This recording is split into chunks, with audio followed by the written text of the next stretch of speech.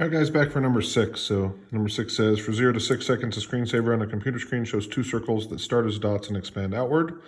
At the instant, the first circle has a radius of 9 centimeters. The radius is increasing at a rate of 3/2 centimeters per second. Find the rate at which the circle, the area of the circle is changing. So this is a related rate problem. If you get a related rate problem, this is what it'll be. It'll be one part of an FRQ and it won't be in the rest of it. So if you're like a person who's against related rates, that's okay. You don't have to do it. It wouldn't be a bad thing to learn it just in case it shows up. So on related rates, I write the rate that I know. So I know that the radius, so dr dt, is increasing at 3/2. And they want to know dA dt.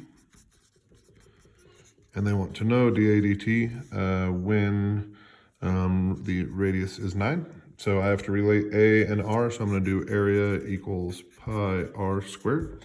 Take the derivative, everything's with respect to time, so I get dA dt equals 2 pi r dr dt.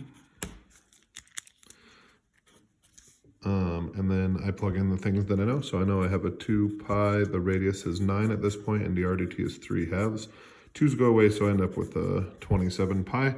The area, they do indicate units of measure, so if the radius is increasing at centimeters per second, then the area will be increasing at centimeters squared per second. That unit is worth a point. So if it tells you to use the units, you need to use the units.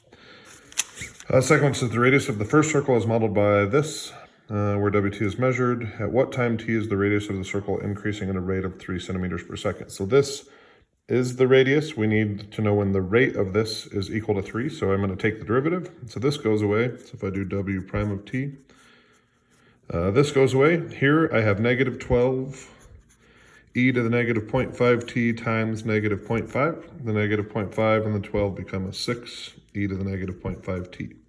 I'm interested when this equals 3.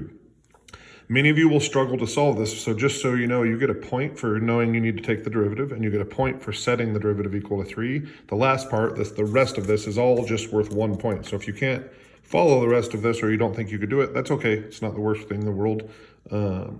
So it's just worth 1 more point. So I divide both sides by 6. So I get 3/6, which I'll call 1/2. I need to natural log both sides to get this variable out of the power.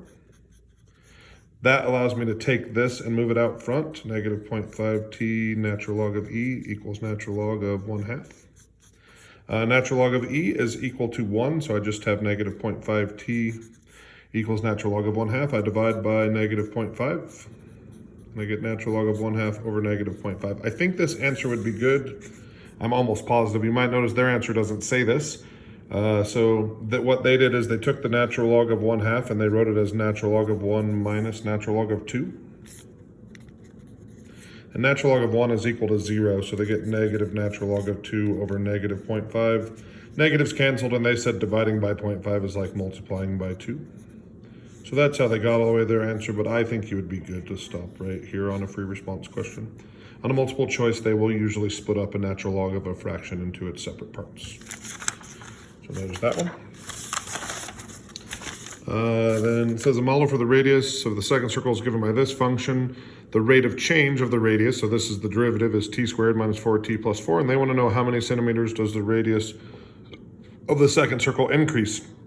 So they want to know the change in the value. So the way I find the change in the value from the derivative is I do the integral from 0 to 3 of the derivative. If they had given me the actual function, then I would have just found a point at 0, point at 3, and calculated the slope between them, or actually just change in the values between them, but they instead gave me the derivative. So I want to find the change in the function. I go backwards a step. So I'll get 1/3 t cubed minus 2t squared plus 4t. Evaluated from 0 to 3. Nice. 0 is going to make everything go away, so I'll just plug in a 3. So I plug a 3 here in. 3 cubed is 27, divided by 3 is 9.